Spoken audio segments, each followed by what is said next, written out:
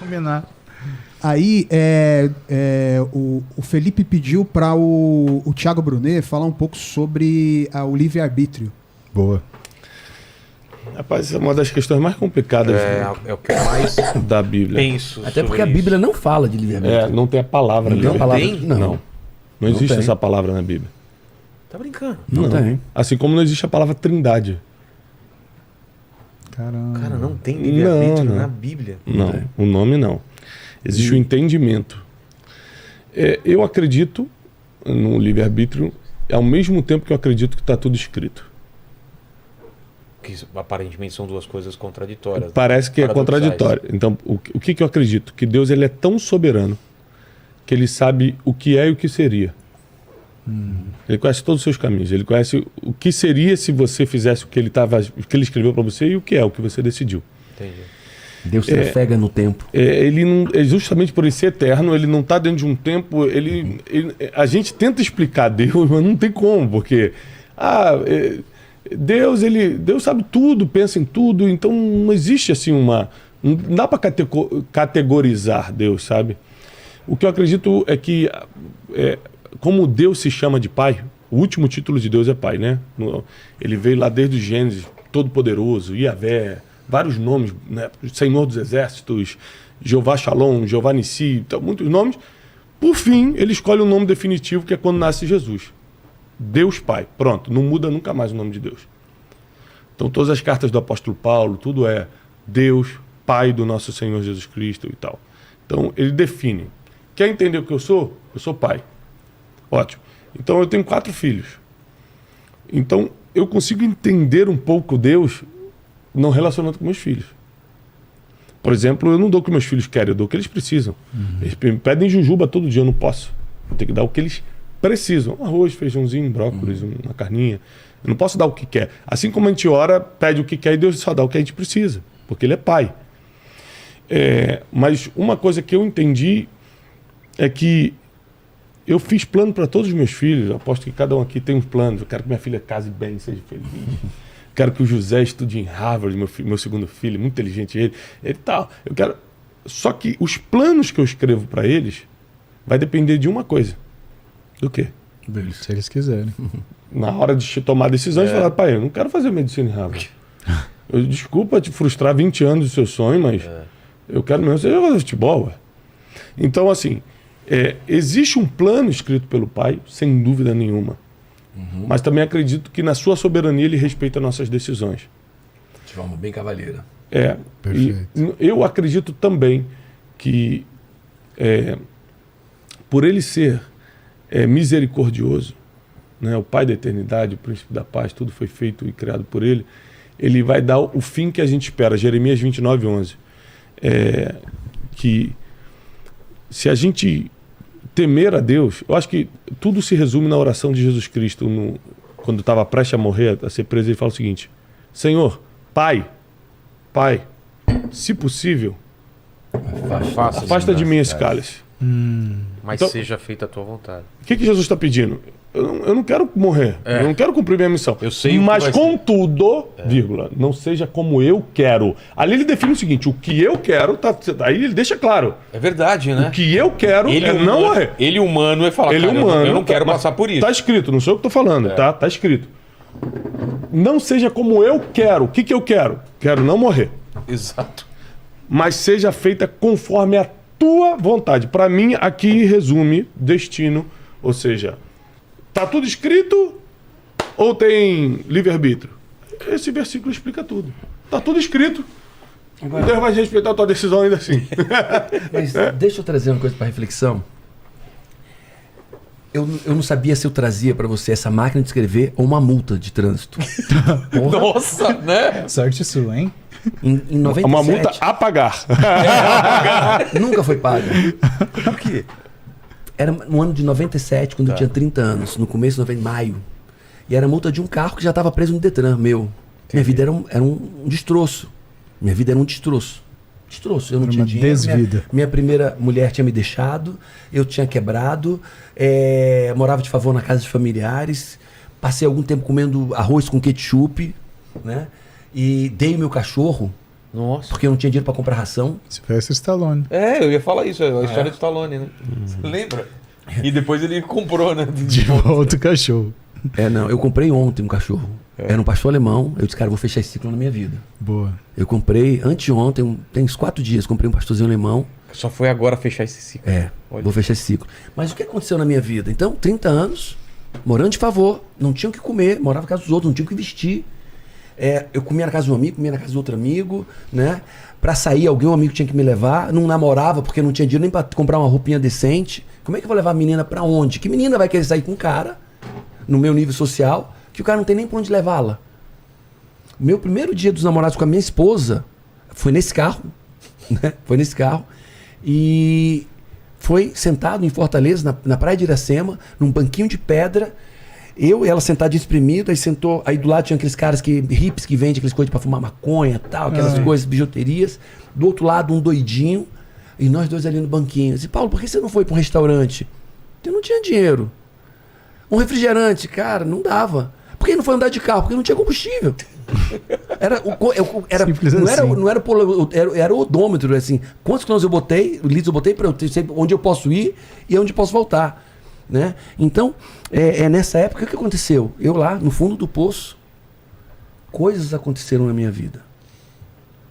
Eu sofri um acidente de carro que mudou minha vida positivamente. Eu sobrevivi a um acidente de carro, uma menina vinha dirigindo e ela bateu e o poste caiu em cima do carro e o carro meio que partia aos dois e o combustível vazando e a gente preso nas ferragens, né? E eu consegui, era um Fiat Uno, eu consegui abrir, salvei as duas meninas, que é a motorista e a outra, e a que estava atrás é minha cunhada hoje, e eu consegui tirar a gente do carro. E depois aconteceu um livro, essa multa estava dentro desse livro, foi um livro que mudou minha vida, o Oeste Geneshik, né? Eu li uma metáfora grega de Sísifo, que o cara, uma maldição, e aquela aqui caiu a ficha, né? E por causa disso eu escrevi sobre autorresponsabilidade. O cara que empurrava a pedra redonda, isso. Chegava lá, ela rolava. Rolava para baixo, e ele se enrolou, e ele criou tudo isso. E daí eu criei autorresponsabilidade. Quem criou no mundo fui eu.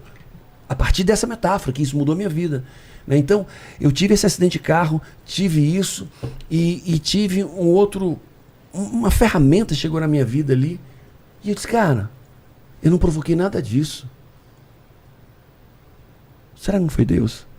E se foi Deus, e ele implementou essa mudança, foi eu que quis ou ele que quis? É filosófico isso, é muito louco. Né? Eu acredito que nós temos uma vontade, cara, mas quando Deus quer, esquece. Não, então. Esquece. Eu acho. Teu livre-arbítrio vai pro chão e Deus vai... Como ele endureceu o faraó, o coração do faraó. Então, mas em algum momento você já tinha feito a oração, seja feita a tua vontade. Ou não? Eu tinha uma oração, cara. Não, em sabe, algum eu momento... disse assim, Deus, muda a minha vida. Então, em algum momento a gente pediu para Deus. Porque, por exemplo, existem várias coisas, várias lembranças na minha vida de coisas que eu queria. Eu falei, eu quero isso. Especificamente? Eu quero isso, especificamente. É isso que eu quero. Eu não quero nada mais no mundo. Eu quero isso aqui. Nunca tive. E aí o que eu tive depois disso, Melhor. tá até hoje comigo, e é o que me faz feliz. Fala, cara, se eu tivesse isso aqui, eu ia ter acabado com essa oportunidade aqui que veio depois. Que loucura, eu nem queria aquilo. Como é que pode... Então foi o que tanta o filho certeza? quis ou o que o pai quis? Foi o que o pai quis. Mas eu acredito, Paulo, isso é um assunto que não dá para discutir. Por quê? Porque é muito profundo, e além de uma capacidade humana, discutir o que está escrito e o que depende da nossa vontade. Mas, na minha ignorância, eu acredito que essa oração seja feita à sua vontade, é necessário para que Deus atropele o que você queria e fale, não vou fazer do meu jeito que você pediu, é bem melhor o meu jeito. Porque senão também, porque uma pessoa mata, se envolve nas drogas, foi tudo escrito, eu fico confuso, eu sou um ser humano. Entendeu? Então, porque o cara larga a família, abandona 2 filhos, vai morar com a amante não sei aonde, o moleque morrendo de fome. Então, tipo assim, foi Deus que escreveu, não foi a decisão do cara de fazer o mal? Então, existem esses pormenores, e essa grande discussão, né, dos calvinistas e dos arminianos, e eu aprendo muito com os dois lados, não me considero nenhum nem outro, porque eu estou justamente nesse estudo de entender teologicamente... Determinismo. Então, assim, o que eu acho importante é a gente colocar tudo na mão de Deus. Hoje eu não me arriscaria tomar uma decisão na minha vida por livre e espontânea vontade. Quero ir fazer. Hoje a palavra eu quero não existe mais para mim. Seja feita conforme a vontade de Deus.